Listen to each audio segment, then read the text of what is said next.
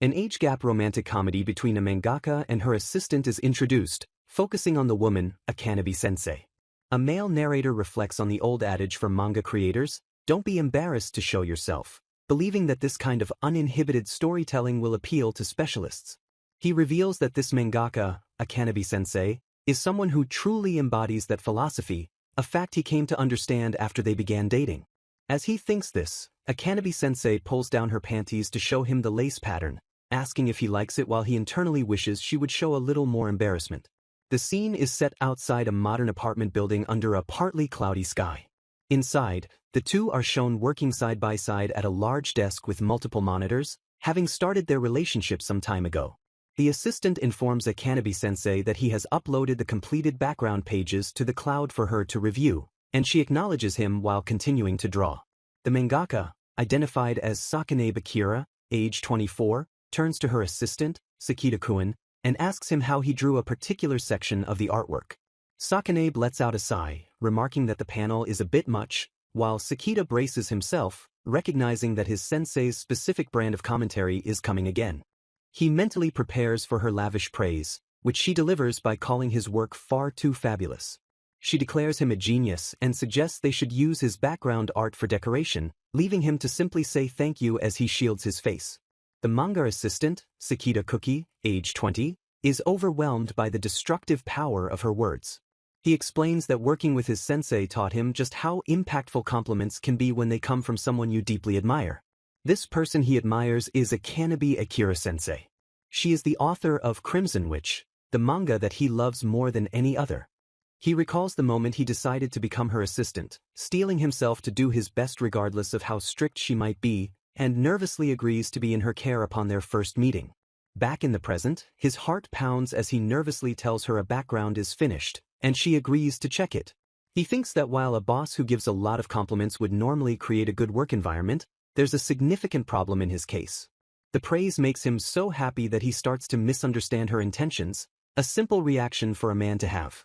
Yet he tells himself he can never fall for her, as the embarrassment is already beginning to affect his work. His resolve weakens as he thinks that if he falls for her now, it will be disastrous, and she notices his distress, asking if he is all right. She points out that his cute face is already beet red, causing him to react with shocked silence. Overwhelmed and seeing the situation as dangerous, he declares it's time for a toilet rest time. Hiding behind a door, he reasons with himself that he nearly fell for her but mustn't misunderstand. She can say these things without embarrassment only because she feels nothing special for him. He returns to the main room where Akanabe-sensei is in the kitchen, and as she welcomes him back, she begins to ask him something. She turns and looks at him directly, bluntly asking if he likes her. Panicked, he wonders if she's discovered his feelings and is worried about his work performance, stammering that of course he respects her. She acknowledges his answer, calmly stating that she thought it would be easier if he liked her too. He questions her use of the word too, as she states she has to say what she's about to say regardless. She addresses Sakita-kun, promising she will definitely make him happy and asking if he would go out with her.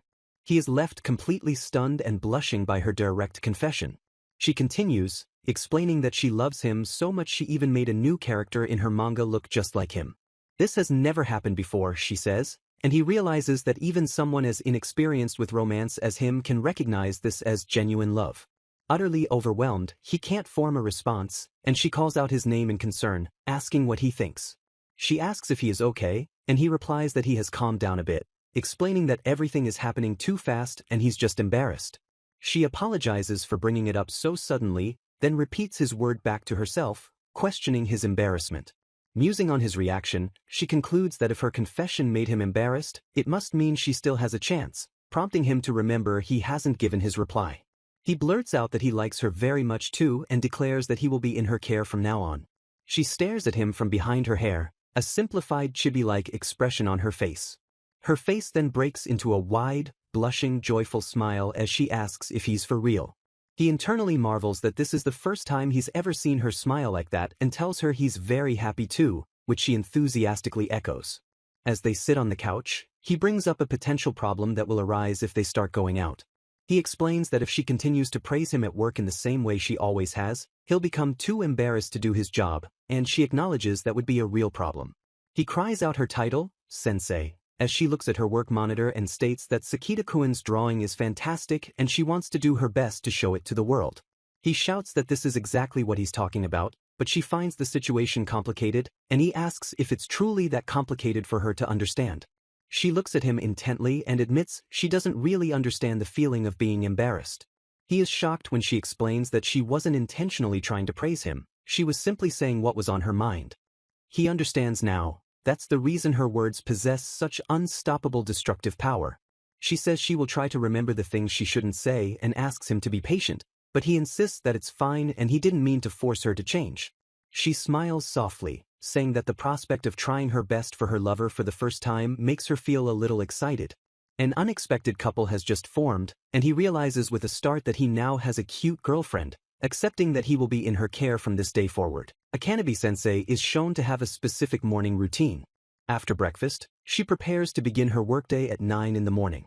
On the second day of their relationship, her assistant arrives 40 minutes early at 8:13 a.m., flustered and wondering how to pass the time. Akanabe-sensei suddenly appears and tells him to come to her house, much to his surprise. He asks why she is outside in the cold and apologizes for bothering her while she's getting ready for work, but she explains that she saw him from her window. She then reveals she was so excited for him to come over that she got up early and finished her preparations 4 hours prior, at 4 a.m. Her assistant blushes, realizing they both shared the same eager feelings. She moves close to him, saying she likes his considerate nature and that because their love is mutual, he is welcome to come early and spend time with her. He becomes completely flustered by her forwardness, and she offers a simple apology. The scene transitions to an exterior shot of the apartment building where they work. Inside their workspace, Akanabe-sensei says she finds it difficult to avoid unintentionally making him feel embarrassed and asks for an explanation of why it happens. He struggles to find the words to explain his feelings. He eventually explains that her actions and words, particularly the phrase, mutual love, make him realize their relationship is real, which causes his reaction. She concludes that he must like her more than she had expected, and he internally pleads with her not to say things like that even if she knows them to be true. After a moment of thought, she says his reaction is no good. She then declares that realizing his feelings for her has made her so happy she feels like she could die, and that she wants to kiss him right now. She leans in close to him, calling his name as he sweats nervously. He stammers that he wants to kiss her too, but fears they definitely will not be able to stop if they do. A close-up view of her determined eye is shown. An alarm on a phone suddenly rings, displaying a "Start Working" notification for 9 a.m. It is now time to work, and he complains that he cannot keep up with her sudden changes of pace. She calmly suggests they think about that later, reasoning that they will not be able to stop if they begin mixing business with their private life. He agrees that she is right and prepares himself for work, just as she mentions a business contact. She tells him that from now on, she will no longer ask him to draw erotic scenes, a decision she made regarding mixing their business and private lives. He is shocked by this, questioning why she would stop when he doesn't get embarrassed by drawing pictures.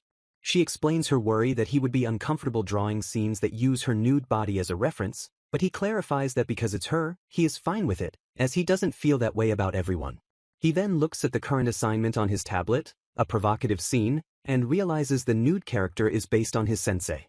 As he works on the drawing of her in a suggestive pose, he grits his teeth and insists through a blush that he is fine.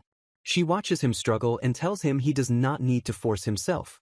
Leaning closer, she playfully tells him that he will get to see the real thing one day, so they should save the fun for that time. He is left speechless and blushing from her comment. He apologizes again for his reaction, thinking how super effective her casual words are, while she remarks that it is hard not to make him embarrassed. Akanabe Akira, the mangaka of Iron, is known by her editing department as a strong person. Because she works fast, is never late, and is as reliable as a castle, she has earned the nickname Iron. However, even she is currently in a difficult situation, working intensely alongside her assistant. Her assistant, Sakita-kun, announces that his part of the work is complete, and she thanks him for the great work. She apologizes for the overtime and tells him he can go home now, but he refuses to leave, insisting that the delay was also his fault. She corrects him, admitting that it is her fault because she changed half of the chapter the previous night, which surprises him. As her biggest fan, he tells her he is sure the readers will find the new version more interesting and vows to repay her with his best possible drawings so they can finish the work. A slight, pleased smile appears on her face as she takes in his determined words. After the work is finally over, they both relax, thankful they finished in time to avoid causing trouble for the printing company. Utterly exhausted, she tells him she will sleep for an hour and that he can take a taxi home, which she will pay for, before collapsing onto her bed. He watches her, thinking that this is the first time he has ever seen his sensei look so tired. Seeing her vulnerable posture as she sleeps, he decides to make a gesture, even if it might not have any real effect. He leans over her sleeping form, thanks her for her hard work, and gently takes her hand, wishing her a refreshing rest. Her eyes open suddenly as she grips his hand, thinking to herself that this is exactly the kind of thing he would do. She wonders what else he could possibly do to make her fall for him even more than she already has. He is startled that she was awake the whole time, and she slyly suggests that if he were to give her a hug, it would make her more energetic. He panics at the thought of a hug, especially with her current attire, and stammers that he is not ready for that, so she tells him she will look forward to it later. She gets out of bed, declaring she is fine now and that it is time to keep going. When he asks about her plan to sleep, she smiles and says his love gave her 1,000,000 times more strength than rest ever could. At the publishing company, they deliver the manuscript to her manga editor, Kakami Haruka, who thanks her for the hard work. Akanabe-sensei states she would rather deliver the manuscript herself than have Kakami-san come to her home, a comment the editor finds mean before playfully threatening to poke her stomach. Kakami asks if she can poke her stomach anyway, clenching her fist, before suggesting they have a smoke break before they start their meeting. While smoking, the editor remarks that it is rare for the sensei to finish her work so late. Kakami also notes that the chapter's content is completely different from what they had discussed, and asks if something happened to cause the change. Akanabe-sensei bluntly replies that she has gotten a boyfriend, which leaves her editor completely shocked. The mangaka explains that whenever she sees him, she is inspired to add more descriptions of the character's thoughts, and even she is surprised by this change. Her editor is amazed that she isn't embarrassed at all, and Akanabe asks if she doesn't think the manga has become much more interesting because of it. After a moment, Kakami takes a drag from her cigarette and concedes that the result is actually pretty good. She finds it amazing that an introvert could change her so much, and laments that it's her job to find areas of improvement, before asking what she likes about him. Akanabe-sensei takes a drink and coolly replies that it is a secret. Her editor sighs, feeling shut out, but exclaims that she must have really fallen in love. Akanabe-sensei then asks her editor if she knows of a way to express love to a boyfriend without making him embarrassed. Kakami laughs and cheerfully admits she has no idea, as she has never had a boyfriend, prompting Akanabe-sensei to apologize and say it's time to get to work. A pair of hands forms a frame against the backdrop of an apartment building. Inside, a voice expresses satisfaction that they have finished their work on time for the week. Assistant Sakita Cookie tells mangaka Akanabe Akira that he is looking forward to next week, and she asks him to come to her home tomorrow. Cookie agrees, though he finds it rare and sudden to be asked to work on their day off. He asks if there is some other work that needs to be done. She tells him that there is not. She clarifies that she is simply inviting him to her home so they can spend time together. Her assistant, Cookie, blushes and sweats nervously at the proposition. The realization hits him with full force. This is an invitation for an at-home date. It will be their first time meeting privately since they started dating, and he considers wearing new clothes for the occasion, but then a more important problem comes to mind. He wonders what he should call his sensei during their private time together. While calling her sensei feels normal at work, he thinks it might be strange now that they are dating, and he agonizes over what to call her tomorrow. Over the phone, Akanabe-sensei tells him he is a genius at making her happy for even considering calling her something different during their private time. He explains that he couldn't decide on his own, so he called for her input, and she expresses her happiness that he told her about his dilemma. He then asks if there is something she would prefer to be called, but she surprises him by saying not really. He questions her response, pointing out that she seemed happy about the idea just a moment ago, and she confirms that she is indeed very happy. She explains that she will be happy with whatever he chooses to call her, as long as the choice is his. He is once again struck by her ability to say such things without embarrassment, even over the phone, and she asks his name when he falls silent. He pulls himself together, telling her that he will think about it and that he is looking forward to seeing her. He notices background noise and asks if she is outside, and she confirms she is at the convenience store's smoking area to buy something. He is shocked, realizing she said all of those intimate things while out in public as is expected of his sensei. He notes that it's already dark out and tells her to be careful on her way home, which she promises to do. He asks what she is buying, commenting that it's rare for her to visit a convenience store since she usually shops online, and she replies that it's something they might need tomorrow. She then bluntly states over the phone that she is buying condoms, holding a box in her hand as a bystander looks on in shock. She casually mentions there are many kinds and asks if she should just buy the most expensive one. From his room, Cookie shouts into the phone that she does not need to buy them at all. She apologizes, admitting she doesn't really know about these things, but he immediately insists that they are very important. He is flustered, thinking that it is still too early for them to take that step tomorrow. He confesses that he does not want other men to see her when she buys that sort of item. She listens in silence on the other end of the line. He stammers that they can just spend time together tomorrow and that he will be the one to go buy them if they ever need them. She asks him directly if he wants her all to himself. He finds her directness embarrassing, but she replies that she understands his feeling. She tells him not to mind it as she walks out of the convenience store. He realizes that she, too, feels possessive of him. She tells him she is already all his, and that tomorrow he can have her to himself as much as he wants. She adds one final piece of advice, telling Sakita-kun that when he eventually buys condoms, he shouldn't let other women see him either, leaving him speechless. On the day of the date, the street he always walks down looks completely different to him as he nervously approaches her apartment, feeling like a girl. He takes a breath and rings the doorbell. When the door opens, he offers a nervous good morning. Akanabe-sensei welcomes him with a grim, intense expression, making him wonder if she is in a bad mood. He is shocked by her demeanor. He immediately apologizes and asks if he did something wrong, but she reassures him that he did not. She explains that her editor just gave her an urgent, forgotten job to draw a magazine cover today, and she apologizes for the inconvenience. His mood instantly shifts from worry to excitement at the news that she is drawing a magazine cover. He asks what the theme is before catching himself, realizing he should probably avoid spoilers. She smirks, amused, and remarks on how much he really likes her manga. He apologizes for his outburst, feeling bad that she suddenly has to work, but she dismisses his apology. She then smiles warmly and tells him that she loves him for that caring side of him. The sudden, direct confession of love leaves him completely stunned and blushing. She tells him she will work in another room to maintain her focus, otherwise she would just want to talk to him, and he stammers for her to do her best. Left alone, he collects himself, his heart pounding as he reflects on how different his sensei is when not bound by work. He laments that he missed his chance to start calling her by a different name, having been thrown off by her initial serious expression. Covering his face in his hands, he feels that it is now getting even harder to bring it up. He devises a new plan to offer her coffee, hoping to create a natural moment to call her by a new name. However, in her kitchen he discovers a trash can full of empty energy jelly packets, a sign of her recent overwork. He leaves and returns with groceries, having decided to cook for her instead. After he finishes, she appears, surprised he's done so quickly, and thanks him for helping so much, though he internally wishes she would just get mad at him for once. By 1:52 p.m., she has finished her work and emerges from the other room, worrying that he might have become impatient while waiting. She enters the kitchen and comments on the nice smell coming from the stove. He has prepared hamburger steaks, the only food he could think of that cheers people up, and wonders if she will like them. As he stands there, she suddenly embraces him from behind. He is completely shocked by the sudden physical contact.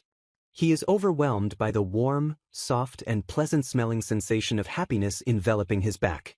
She apologizes in case she has misunderstood the situation.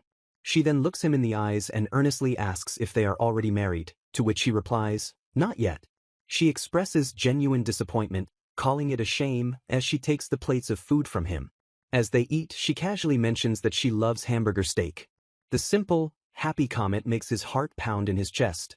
Overwhelmed with emotion, he realizes with a one-hit KO of affection that at-home dates are amazing. After they finish eating, she thanks him for the food and declares that it was truly delicious. She calls Sakita-kun a genius at cooking as well, but he gets flustered and insists she is exaggerating. While they wash the dishes together, he tells her he is glad she liked the meal and offers to make it for her anytime. She then tells him that from now on, he can just call her Akira-san. He is completely stunned by her sudden suggestion. He asks why she would say that, and she explains that she heard him muttering, "Will Akira-san like hamburger steak?" to himself earlier. He is mortified that she overheard his private thoughts. He realizes she must have heard him, but he isn't upset. In fact, He's glad because it makes it easier to finally call her by name. She looks at him with a slight blush and asks when he will call her that again, but he thinks to himself that this just makes it harder. She asks why he wants to call her by name, and he explains it's because he thinks it would make her very happy. She says she understands now, realizing that being called by name makes people happy, and dubs him the sensei when it comes to romance. She then asks if he would be happy too if she were to call him Cookie-kun. He blushes and admits that he would be happy, and she replies that's good.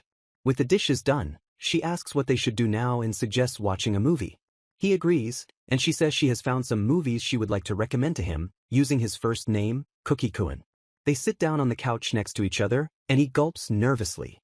He is overwhelmed by how close she is sitting to him. He knows he won't be able to focus on the movie this way, but he feels he can't object since she went out of her way to choose a film for him, so they begin. The movie is an intense war film, and he quickly becomes engrossed in the action on screen. She remarks that the movie's theme of characters pushing forward even in desperate situations is similar to her own manga. She then turns to him and asks if he likes this kind of story, calling him Cookie-kun again. He shyly agrees, thinking to himself that it's frustrating how well she knows what he likes. Caught up in his enjoyment of the movie, he turns to her with a bright smile and exclaims that he loves it, calling her Akira-san. She stares at him with wide, surprised eyes. She reaches out and gently moves his hand away from his face. She leans in close, catching him completely off guard as he questions what she is doing. She gently holds his face and pulls him even closer. With a soft thud, she pushes him down onto the couch. He is pinned beneath her, completely shocked and unable to speak. His mind flashes back to a soldier in the movie screaming for his comrades to get back, that it isn't time yet. Seeing his panicked reaction, she pulls away from him, acknowledging that it is still too early for this. She apologizes to Cookie-kun, admitting that she had gotten a little aroused just now. He is left speechless by her confession, thinking that he was ultimately unable to concentrate on the movie and had to watch it again at home later. On his first outdoor date, a nervous Cookie is determined to make sure Akira-san has fun. He arrives at their meeting spot only to see two men trying to pick up a woman by offering to buy her food. The woman is Akira-san, who looks on with sharp, annoyed eyes before muttering, "Screw it." Cookie can't help but think that her expression is incredibly cool. He gasps, covering his mouth as he realizes he said his thought out loud. The two men wonder what is wrong, but Akira ignores them, her attention now on Cookie. Her entire demeanor changes as she smiles brightly and calls out his name. He is caught completely off guard. She rushes forward and wraps him in a tight hug. While she compliments his appearance, he stammers her name, flustered that she is hugging him in public when they have not even done so at home. One of the men scoffs and tells Cookie to let her go, declaring that he is her boyfriend. The man dismisses him as just an average guy who does not match with her at all. Akira looks over at Cookie with concern. He admits to her that he took the man's words personally, guessing that it must be how they appear to others. However, he quickly asserts that he will never back off, confident that he is the one who likes Akira-san the most. He slaps his cheeks, telling himself to get it together so he doesn't ruin her fun by being depressed. Akira quietly whispers that his words have already made her fall for him, then suggests they go somewhere before eating. She leads him into a fashion store, shocking him with the idea of buying matching outfits. He questions the sudden idea, and she explains that she consulted a shop assistant to help them pick. She smiles and says she wants them to pick outfits that make them look great together. He is visibly touched by her thoughtful gesture. They proceed to try on a variety of different matching outfits. She encourages him to try something new, saying a different style also looks great on him. She tries on a skirt herself but wonders if the cute outfit is too much for her. She remembers a time in the past when she wore uniform pants that looked great on her. She had bought them because a clerk said they suited her well, even though she had to admit that skirts did not really fit her image. Cookie gasps, staring at Akira-san in the skirt. He gushes that it is super cute and suits her amazingly well, telling her the refreshing style makes his heart race. His earnest compliments make her laugh with relief, and she says they were both worried about weird things. He doesn't quite understand what she means, but he decides it's fine since she is having fun. After their shopping trip, they go to a coffee shop. She holds out a spoonful of food, asking if he will be embarrassed if she feeds him. He nervously tells her that it is fine. As she happily feeds him in front of other patrons, he reflects that he has become more confident and is now okay with her doing this. A woman with intense eyes holds a can of beer, declaring to an unseen person that she will never accept them.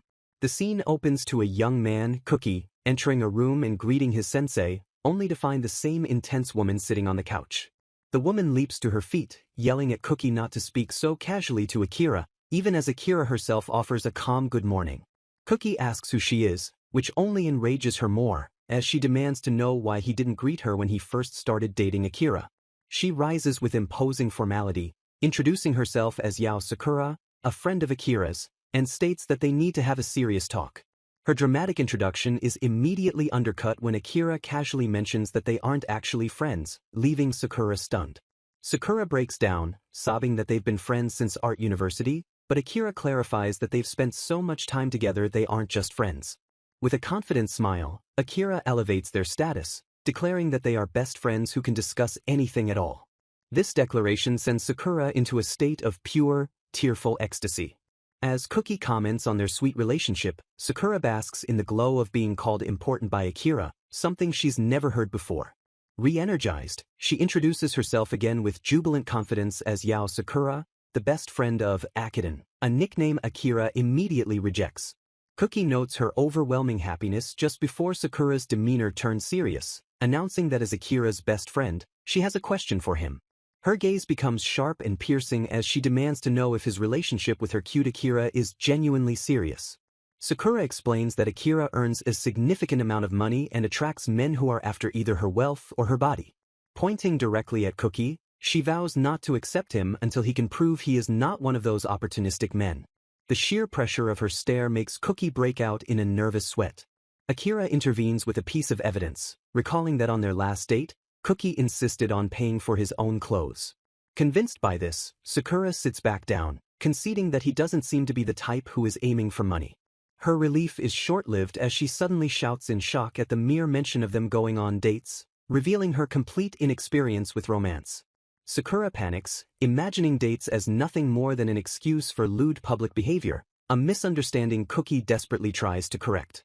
To Cookie's horror, Akira flatly confirms that this is indeed what dates are, sending a shockwave through Sakura. Flustered, Cookie insists that while others might do such things, he has done nothing improper with Akira.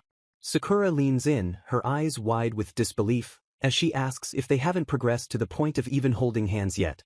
Cookie nervously admits that they have held hands, but only during a date they had at home. At the mention of an at-home date, Sakura slams her head on the table, screaming that he must be after Akira's body after all. She frantically turns to Akira, asking if she has considered the boundaries of their physical relationship to prevent any shameless acts.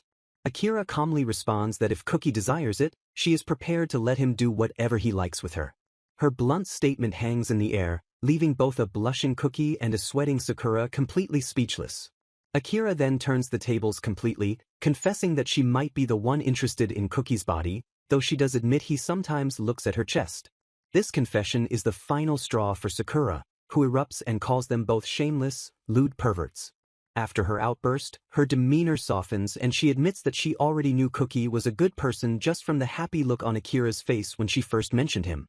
She reveals the true source of her anxiety was the thought of losing her single companion for lonely Christmas Eve dinners. Suddenly overwhelmed, Sakura apologizes for the trouble and flees the apartment, forgetting her jacket in her haste. Cookie observes that Sakura is a good person who truly worries about Akira, a sentiment that triggers a sense of déjà vu in his sensei. Akira explains the feeling by revealing that Sakura is the real-life model for the monk character, Cherry, in her popular work, Crimson Witch. Upon learning this, Cookie, an evident fan of the series, blushes and quietly wonders if it would be alright to ask for her autograph. The previous chapter is recapped, showing Yao Sakura realizing her mistake and fleeing Akira's home after causing a commotion. As Cookie helps Akira move furniture back into place, he learns an astonishing fact. Yao Sakura is the true identity of Yano Tsubaki, the famous author of First Love in Tokyo. He remembers reading that very shoujo manga on Sensei's recommendation and being captivated by its delicate sensibilities. The realization dawns on him that Sakura is not only an author he admires and Sensei's best friend, but also the model for a character in Crimson Witch, making him eager to get along with her. Cookie expresses doubt that she will return anytime soon after their confrontation, but Akira confidently predicts her imminent return just as the door clicks open. Just as predicted, a shivering Yao Sakura stands in the doorway, exclaiming that it is incredibly cold outside. She apologizes and awkwardly asks if she can come inside to warm up, admitting she fled without her jacket. Cookie kindly offers her the forgotten jacket and says he will prepare a cup of hot tea for her. His simple act of kindness is wildly misinterpreted by Sakura, whose eyes begin to swirl as she asks if he has fallen for her. The absurd question leaves both Cookie and Akira frozen in a state of shared, utter shock. Sakura tearfully explains her logic, concluding that he must have a crush on her to treat her so kindly immediately after she caused so much trouble.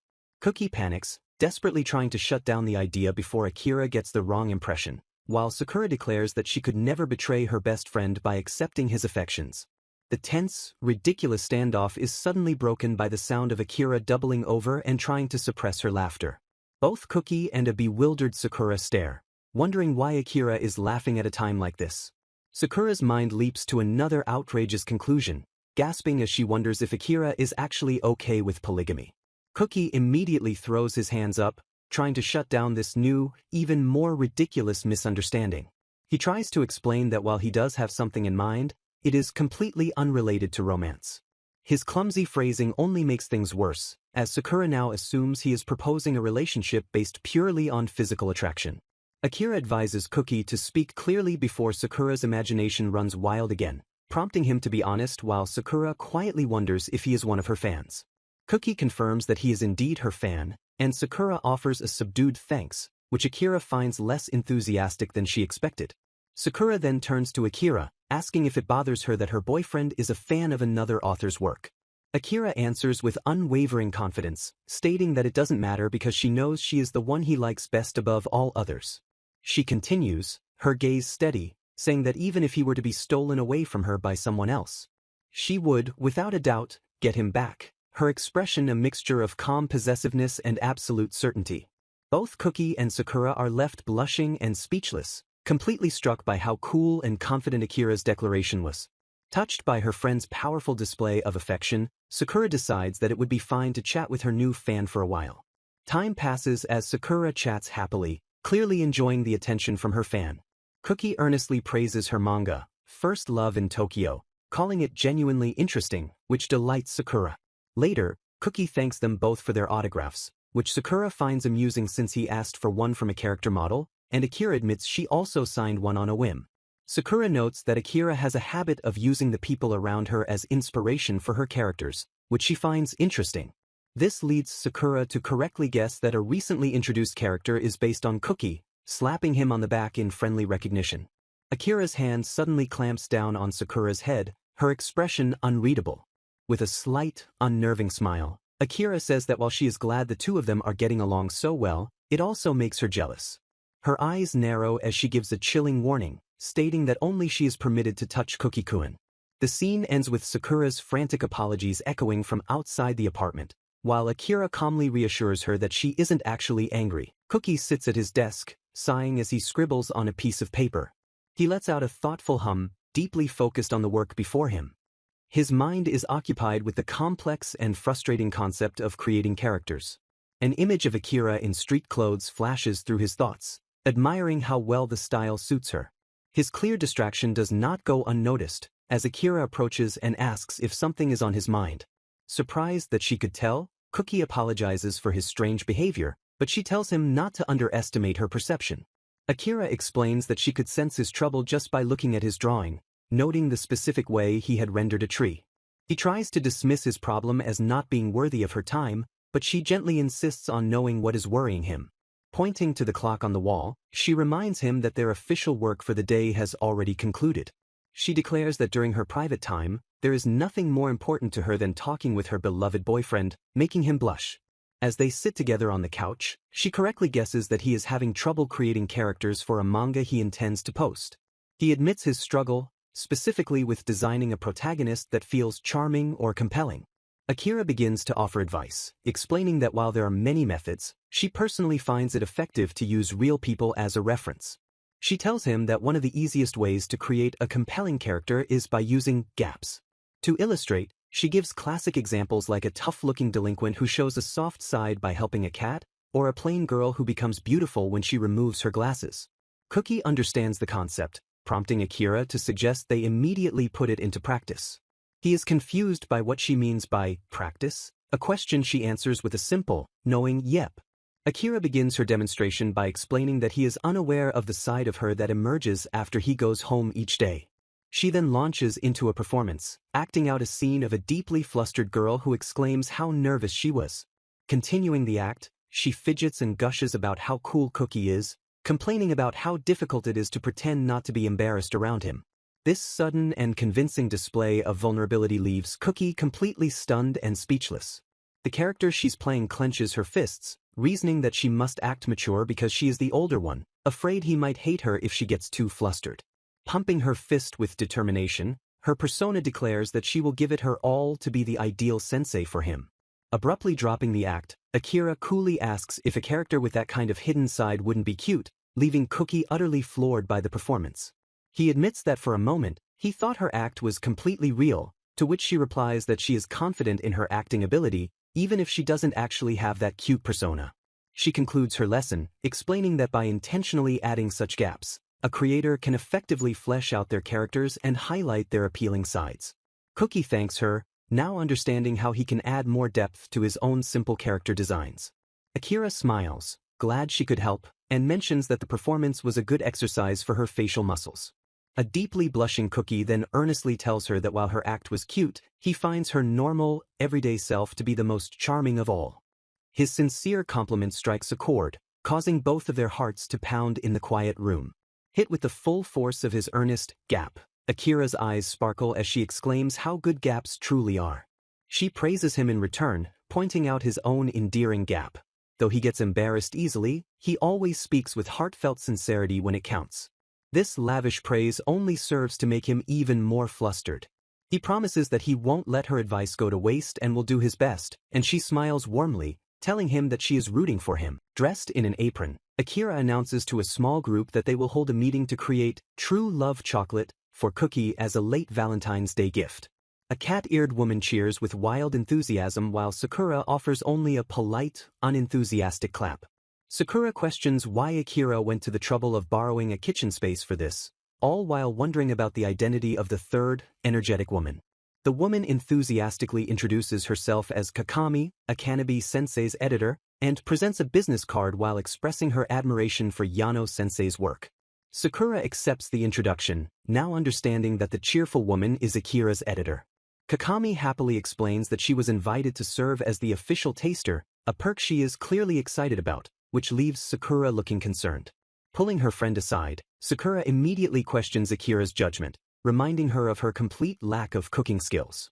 She recalls the terrible culinary experiences they shared as students and asks if Akira truly intends to subject her own editor to her cooking, a question Akira can't answer. Akira calmly admits that she knows she's a terrible cook, which is exactly why she invited someone she wouldn't feel guilty about poisoning. Meanwhile, the board editor asks if there are any games to play before deciding she will simply pass the time by singing. Kakami then breaks into a loud, energetic song, startling the other two. Sakura now fully understands Akira's reasoning for choosing such a strange person as a taster, and Akira decides it's time to begin, asking what they should make. With a determined look, Akira declares her desire to make a chocolate so potent that a single bite will make Cookie fall madly in love with her, a fantasy Sakura immediately dismisses. Sakura points out the fatal flaw in her plan. Even if such a chocolate could be made, the taster would be the first to eat it, a realization that shocks Akira. To avoid any casualties, Sakura takes charge and suggests they make simple chocolate truffles, beginning by chopping a chocolate bar into pieces. She then instructs them to add heated fresh cream to the bowl and whisk the mixture until it becomes creamy. The finished mixture is placed in the fridge to chill for 30 minutes, during which Kakami suggests they all take a smoke break. Akira agrees, noting that the rental space allows smoking, and the three head out. As they light up, Sakura expresses surprise that Akira still smokes, having assumed she quit, but Akira clarifies that she only stopped smoking inside her home. Akira explains that she doesn't smoke at home anymore out of concern for Cookie's health, a revelation that touches Sakura. Kakami then decides to take a nap while they wait. An hour later, Sakura returns to the kitchen to find a tray of terrifying, skull-faced lumps that are supposed to be chocolate truffles. Annoyed that she overslept, Sakura learns that Akira, not wanting to wake her, decided to shape the truffles by herself. Sakura is horrified at the thought of Akira making food unsupervised, just as a trembling Kakami wakes from her nap. Spotting the terrified taster, Sakura realizes what must happen next. With a serious expression, Akira presents the monstrous-looking chocolates to Kakami and asks her to please have some. Kakami takes a bite, her eyes squeezed shut in terrified anticipation. To everyone's shock, she collapses to the floor, groaning that the misshapen truffle is actually delicious. Akira is pleasantly surprised by the result, but Kakami gets to her feet, angry that Akira would risk feeding her something so dangerous. As compensation for the traumatic experience, Kakami offers to forget the last 10 times she had to push Akira's deadlines. Sakura is stunned to hear about the repeated deadline shifts, but Akira coolly replies that there are still 12 more tasting attempts left. Thanking Sakura for her recipe, Akira accepts her friend's suggestion to just stick with this successful method for the final product. On Valentine's Day, Cookie is overjoyed to learn that Akira has made him handmade chocolate. He thanks her profusely, and she replies that she is glad he likes it, making sure to mention that Sakura helped. Leaning in with a smile, Akira tells him the chocolate is filled with her love, making it the sweetest treat in the entire world. Her own romantic words make her blush, and she urges him to eat it quickly before it melts from her embarrassment. The scene then shifts to the exterior of a large office building, home to a publishing company. Inside, a coworker offers Kakami a piece of friend chocolate, but the sight of it triggers a traumatic flashback, leaving her terrified of the very candy she once happily tasted. To pass the time while working, a story is told about a mangaka who draws horror comics. The mangaka in the tale was working hard every day on a manga about the slit-mouthed woman. One day, the mangaka heard a strange noise while walking. Cookie finishes telling Akira this story as they both sit at their desks. He muses that creating things is said to give them birth in the real world, just as a sudden gust of wind blows through the room. The atmosphere in the room shifts as Akira looks down with a serious expression. Cookie notices her intense stare and wonders what's wrong. He quickly apologizes for telling a stupid story while they are supposed to be working, but Akira tells him that she isn't actually mad. As lightning flashes outside, she admits that the story left her too scared to utter a word. The room is suddenly plunged into darkness as thunder crashes and the power goes out. In the dark, Cookie panics and apologizes profusely for scaring her. Akira tries to calm him, saying it's fine and that he just misunderstood. She's not a fan of horror, but she promises to stay with him even if he tells 100 ghost stories. He is consumed by guilt, realizing he told a horror story to a person who is afraid of them, and feels he's failed as both her assistant and her boyfriend. She tries to comfort him by claiming she has a bad memory and has already forgotten what he said. Her claim is immediately proven false as she nervously brings up the topic of zombies in manga. She attempts to reassure herself by stating that zombies don't actually exist in the real world.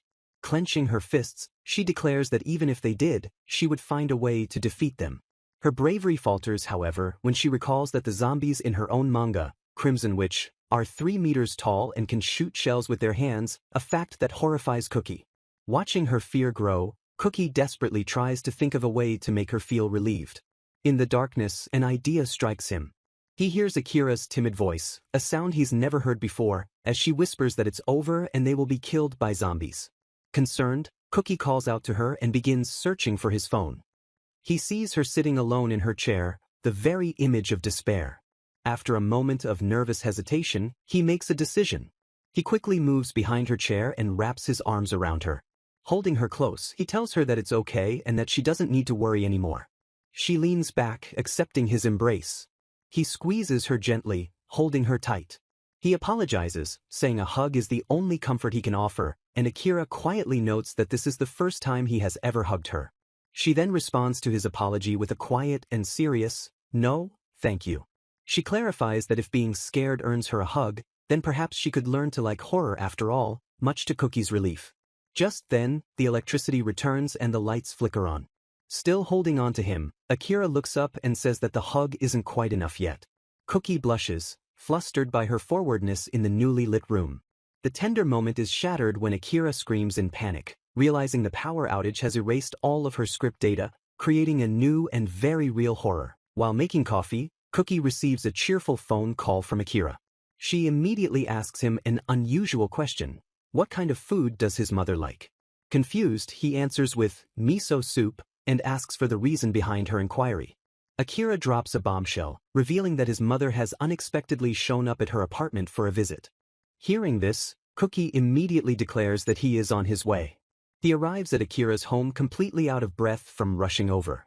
Peeking inside, he sees his mother and Akira engaged in an enthusiastic conversation, with his mother marveling at his talent and Akira praising him as a genius. His mother greets him warmly, and Cookie demands to know what she is doing there and how she even found the address. She happily explains that she sent a fan letter identifying herself as his mother and received a personal reply from Akira with the address included. Cookie understands how this was possible, given the immense popularity of Crimson Witch. His mother adds that Akira told her she was welcome anytime, while Akira says she always wanted to meet the woman who raised such a wonderful person, much to Cookie's embarrassment. Cookie's mother thanks Akira, crediting her for making her son more lively, but Akira humbly states that she didn't do anything. He tries to protest, but his mother insists that the entire purpose of her visit is to properly thank his sensei. She then playfully scolds him for interrupting their girls' meeting, telling him he should be prepared for some embarrassment. Akira asks why she feels the need to thank her, and his mother explains that her husband passed away a long time ago. She continues, revealing that she raised Cookie as a single mother and often didn't have time for him, forcing him to endure loneliness. Cookie interjects that there was nothing to put up with, but his mother simply smiles and says how lucky she is that he grew into such a nice kid. In a flashback, she recalls only learning about his plan to enter the workforce directly after high school during a parent-teacher conference. While driving home, she had questioned his decision, reminding him of his lifelong love for drawing and suggesting he pursue further education in art. He had dismissed drawing as just a hobby, insisting it was more important that she finally get some free time for herself, a selfless statement that made her feel like a pathetic mother. The flashback continues to a time after he had started working, when he approached her with a rare, serious expression on his face. He declared to her his newfound dream of wanting to become a mangaka. He explained that he had been deeply shocked and inspired by a manga that had just begun its serialization. That manga, Crimson Witch, was so interesting that it made him want to draw himself, and he had learned from a magazine that the author was recruiting assistants. He then announced his desire to move to Tokyo and study directly under that sensei. He expressed his concern that by living alone, he would be contributing less to the family's finances. Overcome with joy, his mother had hugged him tightly, telling him that she was as happy in that moment as she was the day he was born. She thanked him for telling her his dream and gave him her full support to do what he wanted. She told him not to worry about money and to pursue his goal with his head held high. Back in the present, his mother kneels before Akira, calling her a savior and thanking her in person for giving her son a dream to follow. Akira, her eyes welling up with tears, replies that she should be the one saying thank you. Completely overwhelmed by the emotional scene, Cookie excuses himself to the washroom. He hides his face, trying to stifle the tears brought on by his mother's story. When he returns, the emotional atmosphere has vanished, and he finds his mother laughing and chatting with Akira. She is in the middle of telling an embarrassing childhood story about how a first-grade Cookie proudly announced he had mastered a certain private skill, causing him to shout in protest. He asks in despair where the sweet atmosphere went, and his mother apologizes, explaining she was just telling her best joke. Cookie is horrified to learn that this is not only her best joke, but that she has apparently told it to other people before. As Akira remarks how fun it is to hear her boyfriend's childhood stories, Cookie's mother suddenly realizes the nature of their relationship for the first time. Cookie cheerfully waves and greets Akira as they meet for their date.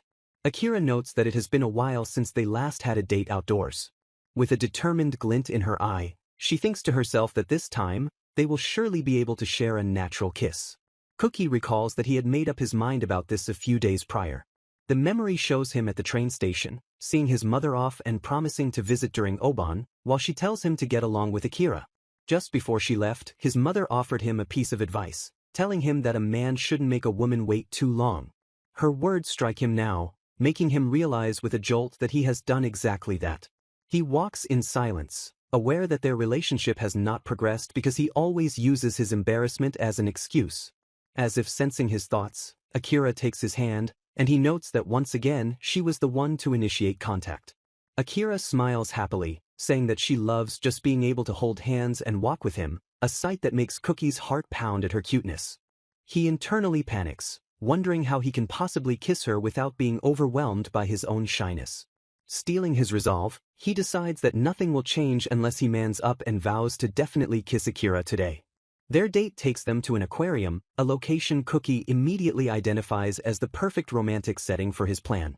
He expresses his awe at the beautiful sights, and Akira agrees, mentioning that she loves the place and often visits in her free time. She admits that she doesn't know the names of the various fish, but she finds that simply being surrounded by them makes her feel calm and relaxed. She then compares that feeling to being with him, before quickly adding that being by his side is, of course, much better.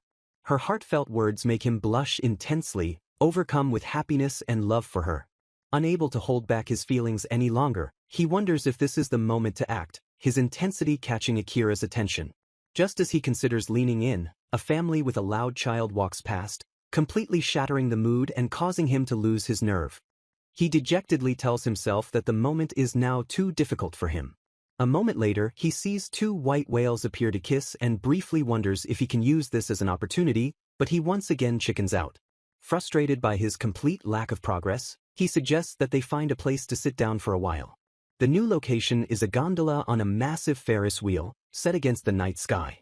As they ride, Akira looks at him and calmly states that a Ferris wheel is the perfect place for a kiss. Her directness sends Cookie into a panic, as he asks if she knew he had been trying to kiss her the entire time. She nonchalantly confirms that she knew what he was planning from the moment she saw him that morning, causing him to slump in defeat. He apologizes for making her wait so long, but she reassures him, saying she doesn't feel impatient at all. With a warm smile, she tells him that she is actually glad he is trying his best and that his efforts have made her feel over the moon all day.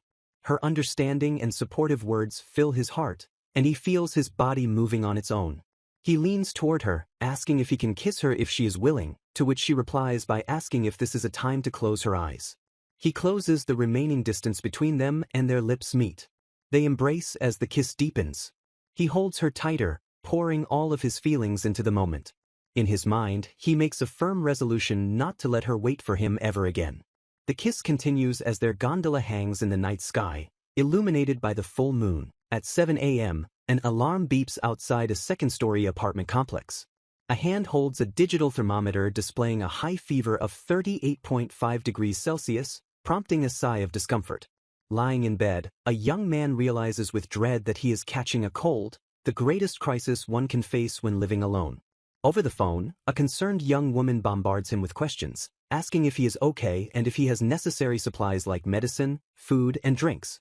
She listens to his response, then tells him it is fine and that he shouldn't worry about the script. With determined eyes, she tells him she will bring him something once her work is done, asking for his address before resolving to finish her task quickly. By 1 p.m., she stands outside his apartment door with a bag of supplies, ringing the doorbell. The young man, wearing a face mask, answers the door and expresses surprise that she has already finished working, to which she replies that she did her best.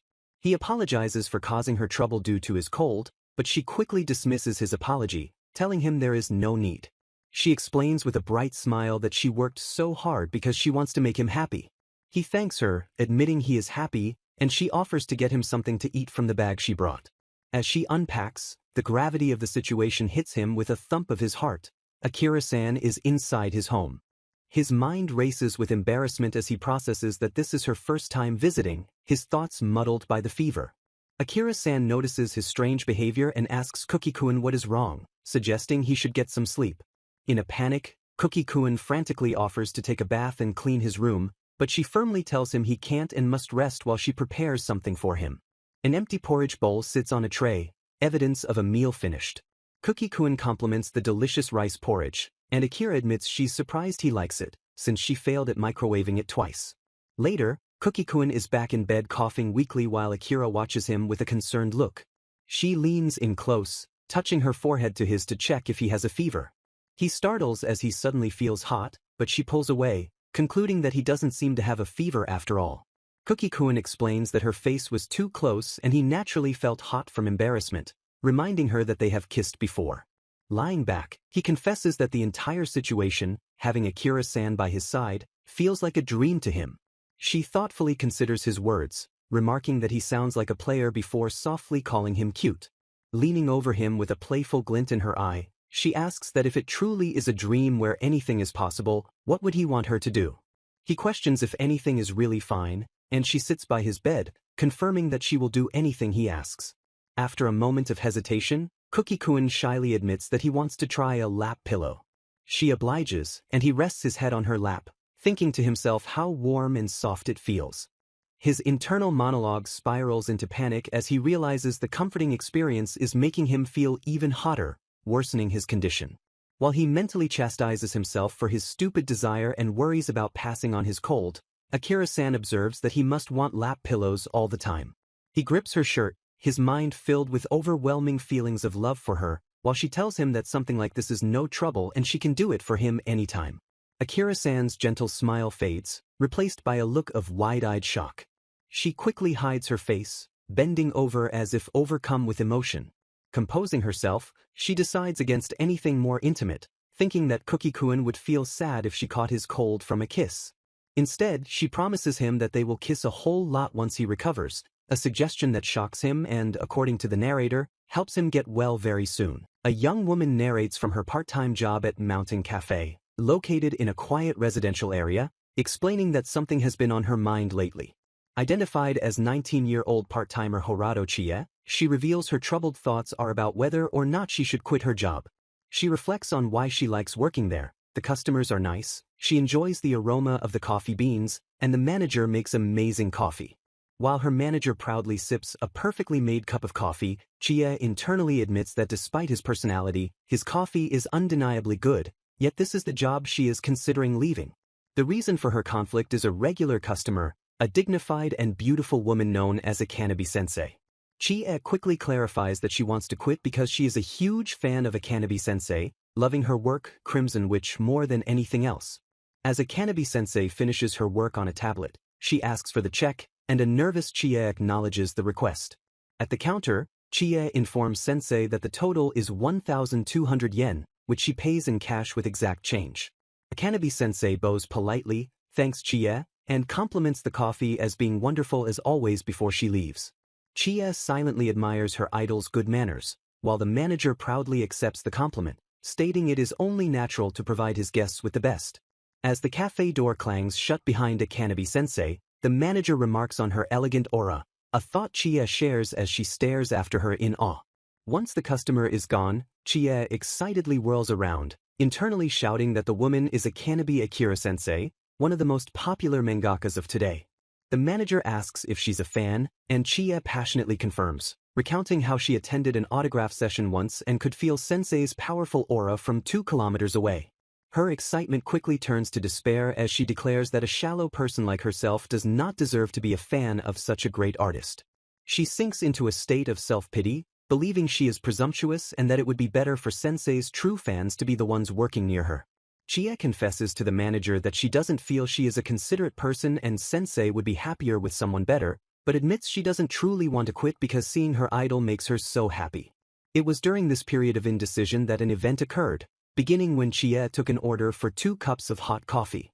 She is surprised to see Akanabi-sensei accompanied by a man, who is commenting on how amazing the coffee tastes.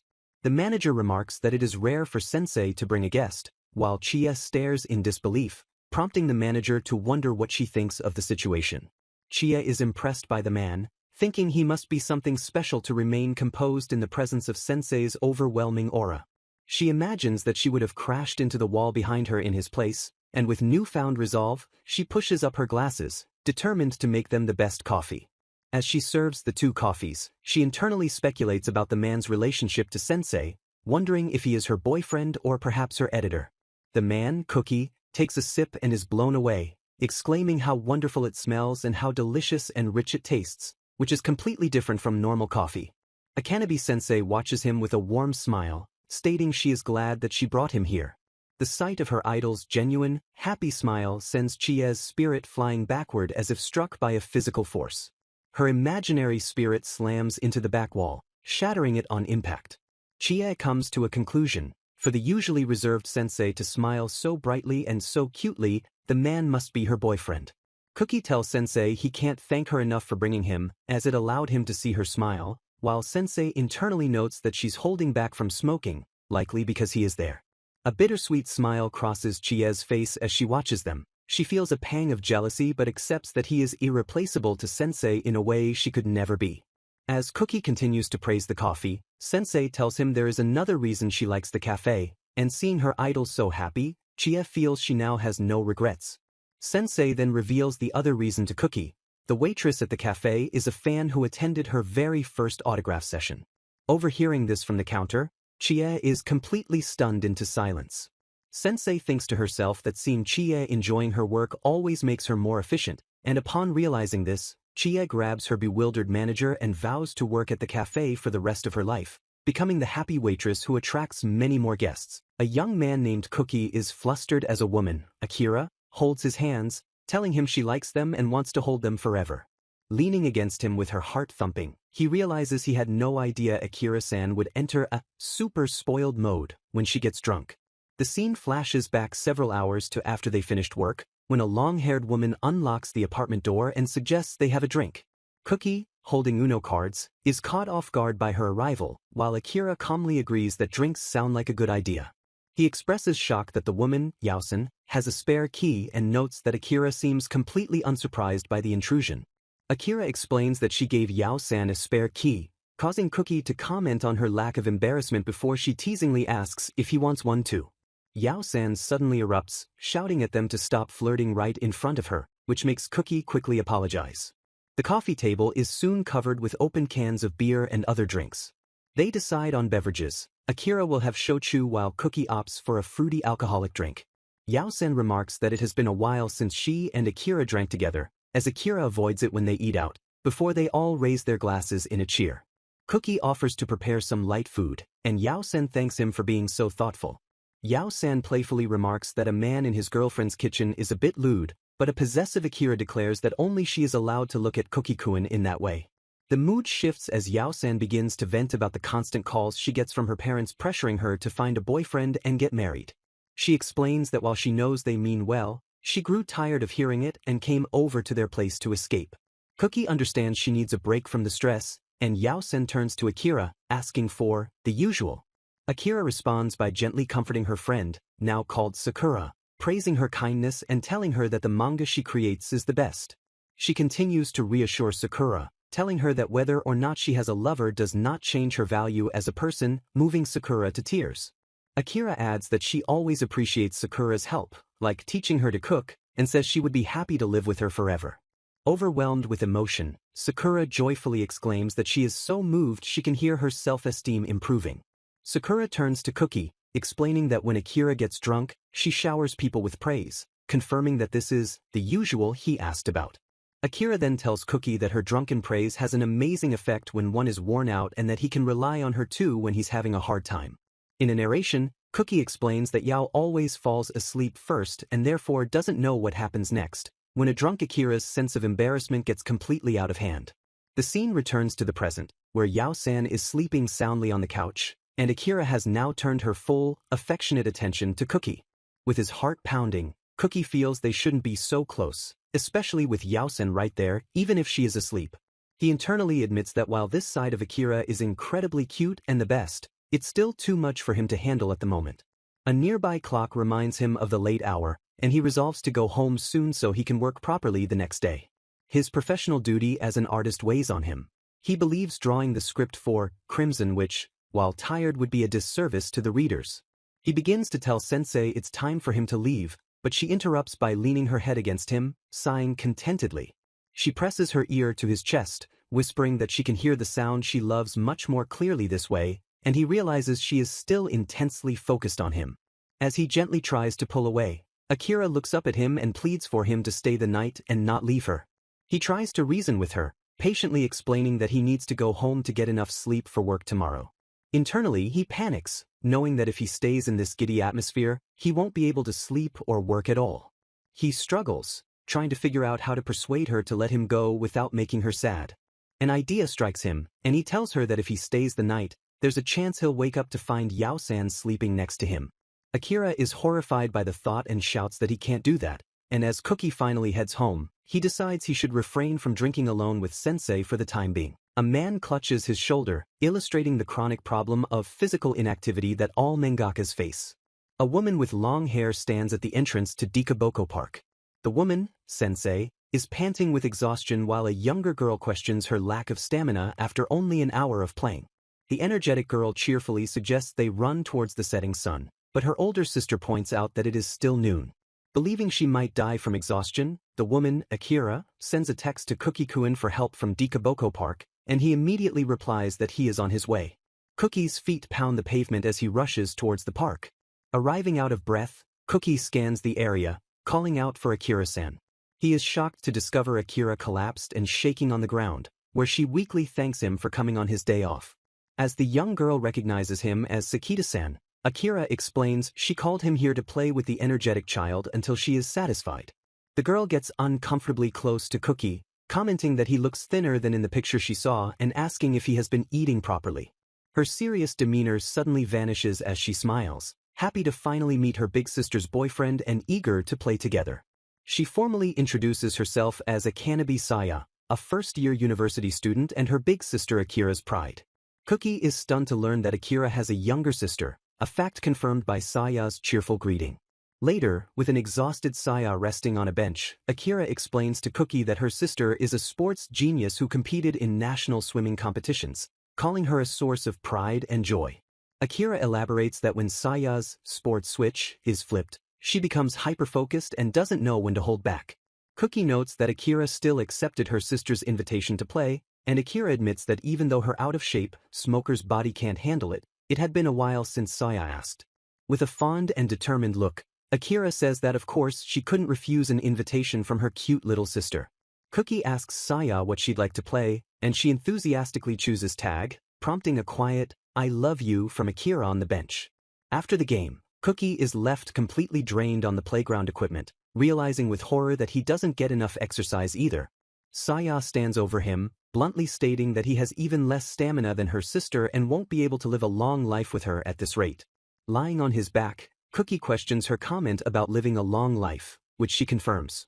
Saya passionately declares that her dream is for everyone important to her, including him as her sister's boyfriend, to live healthily until they are 120 years old. Cookie watches with a slight blush as Saya stretches her athletic body. She explains her concern, having read news that mangakas often live short lives due to lack of sleep and exercise, and she vows not to let that happen. Cookie understands that while her words are blunt, they come from a place of deep love and concern for her sister.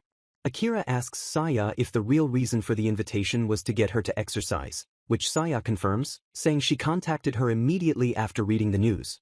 With tears in her eyes, Saya admits how sad she felt at the thought of her sister becoming ill, a sentiment that Cookie echoes by suggesting they can all have fun getting exercise together. Akira gently calls her sister's name and tells her that she wants Saya to live a healthy life as well. She pulls Saya into a hug, promising to exercise every day so her sister won't have to worry anymore. Moved by the moment, Cookie also promises to exercise, earning a grateful look from Saya. Cookie suggests they call it a day, but the moment is broken when Akira's legs give out and she collapses again, causing both him and Saya to rush to her side. The next day begins. At their respective homes, both Akira and Cookie are frozen solid by severe muscle pain, unable to move as they hear Saya's cheerful voice at the door, ready for them to uphold their promise and go to the park. A young man smiles brightly as he congratulates someone on the release of Crimson Witch Volume 5. The author, Akira, thanks him, explaining that new releases always make her happy because she can receive feedback from her readers. She notes that the new volume also makes her assistant, Cookie-kun, very happy as he celebrates enthusiastically. Cookie presents a tall stack of books, proudly announcing that he bought 20 copies from different bookstores to ensure it wouldn't sell out. Akira tells him she could have just given him the copies, but he insists on buying them with his own money, wanting to read it before they begin their work. She agrees, and they both settle into their respective chairs to read the new volume. Within the manga, a battered but triumphant heroine declares her victory. Reading the scene, Cookie is overcome with emotion and begins to sob, impressed by the character's struggle. His professional focus returns after reading, and he feels frustrated, believing he could have drawn a background better to suit the manga's theme and marking the page with a sticky tag. As he works, Akira looks up from her phone and suddenly tells Cookie-kun that she loves him. He is completely stunned by the out-of-the-blue confession, asking why she would say that so suddenly. With a nostalgic smile, she clarifies that while she loves everything about him now, it was this serious and dedicated side of him that initially made her fall for him. Cookie is left speechless and confused, trying to process her words. Akira begins to tell him a story, explaining that she used to draw her manga entirely by herself to maintain quality and disliked the idea of assistants, but had to hire one to meet deadlines. She admits that when she first saw his application, she didn't have high expectations but figured he could handle small scenes. A flashback shows Cookie telling Sensei he finished a background, and in the present, Akira recalls how impressed she was by the very first work he did for her. She remembers being amazed by his rapid and incredible progress in the first few days after she hired him, noting how well his art suited her manga. She had wondered if he was a genius at drawing, and Cookie now understands the meaning behind the first praise he ever received from her. Akira then leans in closer to the blushing Cookie to continue her thought. She tells him she is impressed that he is still trying his best to get even better at his craft. Because of his constant effort and dedication, she says, she truly feels that she can count on him. Flustered, Cookie tries to downplay her praise, saying he's not a genius and just works hard like other people. Getting drinks from the fridge, Akira tells him that while it's fine to be modest, he cannot hide his talent.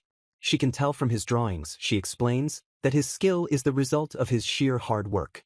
His art reveals his honesty, his kindness, and his profound love for the manga itself. Overwhelmed by her sincere words, Cookie covers his face and begins to cry. Akira hands him a drink, simply stating, "That's what I think," as he thanks her. She looks at him fondly, thinking to herself that if she could be with this man, she might become the happiest person in the world. Cookie, still flustered, tells her that while he wants to make her happy, making her the happiest in the world seems like too much to ask, but she simply asks why. She looks him in the eye and tells him that he already has. Her statement strikes him with the force of a physical blow, and his heart thumps in his chest. Bowing his head in embarrassment, Cookie admits he thought he was getting used to her praise, prompting a surprised Akira to tease him about becoming even happier. Completely overwhelmed, Cookie hides his blushing face in her shoulder, mumbling that her words were such a critical hit that he might not be able to work for a while. Akira apologizes for embarrassing him again, as the narrator explains that Sakita had collapsed from a fever of happiness. A young woman named Akanabi Saya, a first-year university student, is introduced alongside her older sister, with whom she gets along very well. Saya beams with happiness, thinking to herself how long it's been since she had a date with her big sister. She excitedly reminds her sister about the delicious pudding from a cafe they previously visited and asks to go again, to which her sister agrees. While walking down the street, Saya's attention is caught by a couple in the distance. Her gaze focuses on a young man walking and talking with a woman wearing glasses. Saya's eyes widen in sudden, complete shock. She recognizes the man as her sister's boyfriend but realizes her sister's poor eyesight prevents her from seeing that he is with another woman. The horrifying thought dawns on her that she has just witnessed her sister's boyfriend in the act of cheating. Trying to find a rational explanation, Saya convinces herself the woman must be a relative and asks her sister if Sakita-san has any siblings. Her sister casually replies that Cookie-kun is an only child, which sends Saya into a panic as her hope is crushed and she scrambles to figure out what to do. Her dread intensifies as she watches the pair enter the exact cafe with the delicious pudding she had wanted to visit. Realizing they will inevitably meet them inside, Saya turns to warn her sister, but it's already too late. Now seated inside the cafe, Saya internally seethes with frustration, lamenting that she's good at sports but terrible at handling these kinds of social confrontations. As her sister calmly orders 2 puddings, a coffee, and a milk, Saya notes that from their current position, her sister still can't see the couple in the other booth. The older sister observes Saya's tense demeanor, remarking that it's unusual for her to be so quiet when something is clearly on her mind, unlike when she immediately acted on her worry about her sister not exercising enough. Galvanized by her sister's words, Saya declares that her sister is right and abruptly stands up to go, startling her sister who asks where she is going. She marches towards Cookie-kun's table, her tense expression a stark contrast to the casual scene of him presenting a limited edition item to his companion. Cookie-kun looks up in surprise as she approaches, recognizing both Sakita-san and Saya-san. Cookie-kun asks what a coincidence it is to see her there, but Saya slams the table and ignores his question, demanding to know who the cute girl with him is. Saya points accusingly at the woman, asking Cookie-kun if dating her great sis isn't enough for him. Cookie-kun insists it's a misunderstanding, explaining that the woman is Horato-san from his teacher's favorite cafe. Just then, Saya's sister arrives at the table asking what's going on and who Cookie-kun is talking to. Horato-san looks up, sees the older sister, and shouts, "Akanabi-sensei," in panicked recognition. She recoils in shock with a loud bonk sound effect. Cookie-kun asks if Horato-san is alright as she freezes in place, while Saya asks her sister if she knew about this exchange meeting. Horato-san is stunned to realize that Big Sis is Sensei's sister, while Cookie-kun tells her to be careful. Saya reacts with shock as her sister, Akanabi-sensei, confirms that she actually suggested the two of them meet. Sensei explains that new Crimson Witch pin buttons had been released and Cookie-kun was struggling to collect the nearly sold-out set. While at that cafe, Sensei had noticed that one of the waitresses, Horato-san, had the pins on her uniform. Sensei had then approached Horato-san to ask if she would help Cookie-kun with his collection, a moment Horato-san recalls as the happiest in her life. Cookie-kun sheepishly admits that he initially refused, thinking it was wrong to go out alone with another woman, but Sensei persuaded him and he gave in to the temptation to complete his collection.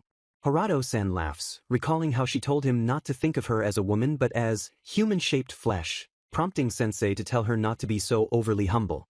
Saya apologizes for assuming he was cheating, but Sensei laughs, saying she never worries about such things.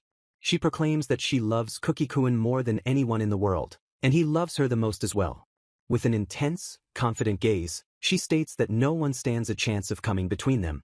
Sensei then pulls a blushing Cookie-kun close, adding possessively that she won't allow anyone else to touch him, which elicits a shocked gasp from Saya and an appreciative, "Thanks for the meal," from Horato-san. The group discusses Cookie-kun getting the pins he wanted, and Saya wonders if she'll ever find love like that, to which Horato-san offers encouragement, all of them unaware that their public display has embarrassed everyone else in the cafe.